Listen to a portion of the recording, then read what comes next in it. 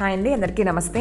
ఈరోజు మన ఛానల్లో సమ్మర్ స్పెషల్గా బయట షాప్స్లో దొరికే థిక్ అండ్ క్రీమీ బాదం మిల్క్ని పర్ఫెక్ట్ టేస్ట్తో ఇంట్లోనే ఎలా తయారు చేసుకోవాలో చేసి చూపిస్తాను. నేను చెప్పిన ప్రాసెస్లో ఈ బాదం మిల్క్ ఒక్కసారి మీరు తయారు చేసుకున్నట్టయితే ఇంకెప్పుడు బయట కొనకుండా ఇంట్లోనే తయారు చేసుకుంటారు. టేస్ట్ చాలా బాగుంటుంది, తప్పకుండా ట్రై చేయొచ్చు.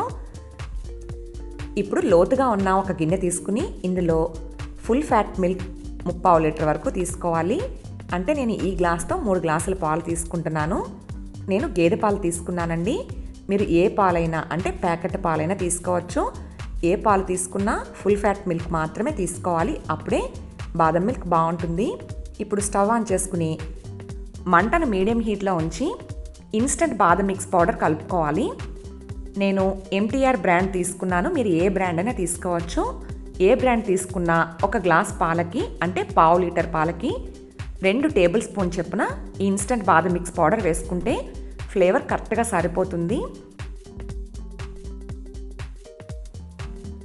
ఇప్పుడు ఈ పౌడర్ మొత్తం పాలల్లో కలిసేలా గరిటెతో బాగా కలుపుకోవాలి. మనం మిగతా ఏ బ్రాండ్స్ తీసుకున్నా కలర్ కొంచెం ఎక్కువ వస్తుందండి. MTR బ్రాండ్ మాత్రం కలర్ తక్కువగా ఉంటుంది. చూసారు కదా, పాలల్లో కలిసిన అంత కలర్ అయితే రాలేదు. కలర్ కోసం నేను చిటికెడు పసుపు వేసుకుంటున్నాను. పసుపు ఎక్కువ వేసుకుంటే ఫ్లేవర్ మొత్తం మారిపోతుంది. చిటికెడు మాత్రమే వేసుకోవాలి, అది కలర్ కోసం మాత్రమే. చూసారు కదా, పసుపు వేసిన తర్వాత మంచి కలర్ అయితే వచ్చింది.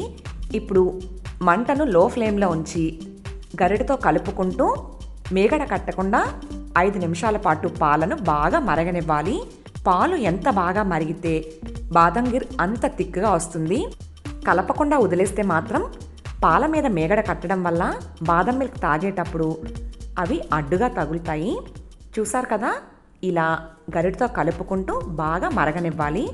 పాలు మరిగేటప్పుడు 1/2 కప్ వరకు ఫ్రెష్ క్రీమ్ వేసుకోండి. నేను ఇంట్లో చేసిన క్రీమ్నే యూస్ చేశాను, మీరు అమూల్ ఫ్రెష్ క్రీమ్ అయినా వేసుకోవచ్చు.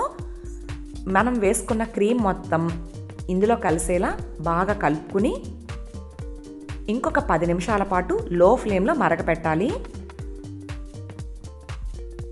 మరిగేటప్పుడు గరిటెతో కలపడం మర్చిపోకండి. ఇలా పాలు బాగా మరిగిన తర్వాత ఇప్పుడు షుగర్ వేసుకోవాలి. బాదం మిల్క్ ఎప్పుడు కొంచెం తీయగా ఉంటేనే బాగుంటుంది. స్వీట్ తక్కువ ఎక్కువ తాగేవాళ్ళు మీ టేస్ట్కి తగ్గట్టు షుగర్ వేసుకోండి. నేనైతే ఒక గ్లాస్ పాలకి 4 టేబుల్ స్పూన్ చొప్పున షుగర్ వేశాను. ముందు 3 టేబుల్ స్పూన్లే వేసుకున్నానండి, షుగర్ సరిపోలేదు. లాస్ట్లో టేస్ట్ చూసిన తర్వాత మళ్ళీ ఇంకొక 2 టేబుల్ స్పూన్లు వేసుకున్నాను. మొత్తం 12 టేబుల్ స్పూన్ల షుగర్ అయితే వేశాను. బాదం గిర్ ఎప్పుడు స్వీట్గా ఉంటేనే బాగుంటుంది. స్వీట్ తక్కువ ఎక్కువ తాగేవాళ్ళు మాత్రం మీ స్వీట్కి తగ్గట్టు షుగర్ని అడ్జస్ట్ చేసి వేసుకోవచ్చు. ఇప్పుడు మంటను మీడియం హీట్లో పెట్టుకుని షుగర్ అంతా కరిగేంత వరకు గరిటెతో కలుపుకుంటూ ఇంకొక 5 నిమిషాల పాటు పాలను బాగా మరగనివ్వాలి. ఇలా బాగా మరిగిన తర్వాత స్టవ్ ఆఫ్ చేసేసి స్టవ్ మించి కిందకి దించి ముందుగా కట్ చేసి పెట్టుకున్న జీడిపప్పు ముక్కల్లో ఈ వేడివేడి బాదం పాలు వేసుకుంటే జీడిపప్పు ముక్కలు తొందరగా నానుతాయి. నేను ఆల్రెడీ వీటిని కట్ చేసి పెట్టుకున్నానండి.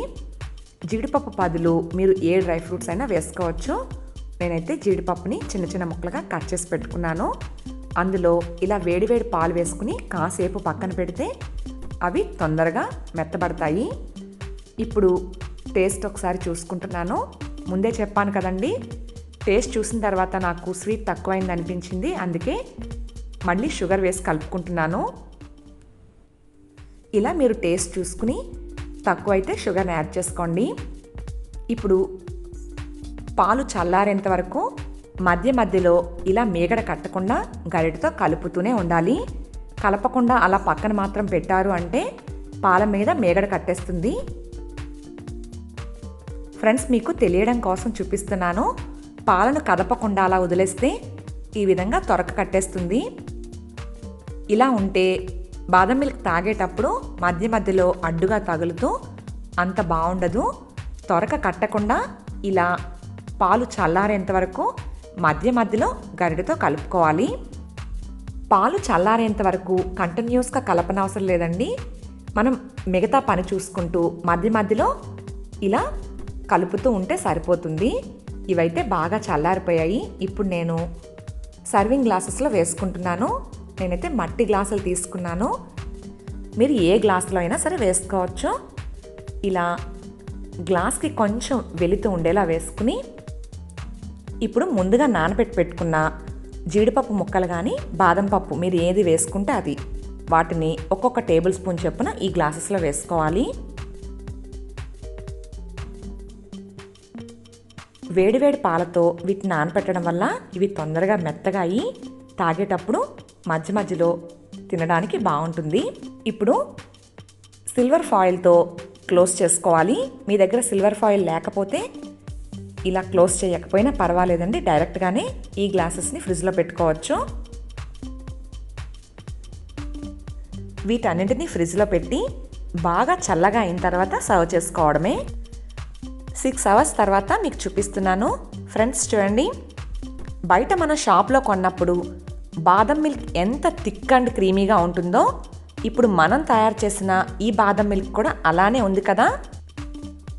టేస్ట్ అయితే మాత్రం బయట కొన్నదానికన్నా చాలా బాగుంటుంది. నేను చెప్పిన ప్రాసెస్లో ఈ బాదం పాలు మీరు ఒక్కసారి తయారు చేసి రుచి చూస్తే మాత్రం ఇంకెప్పుడు బయట కొనకుండా ఇంట్లోనే చేసుకుంటారు.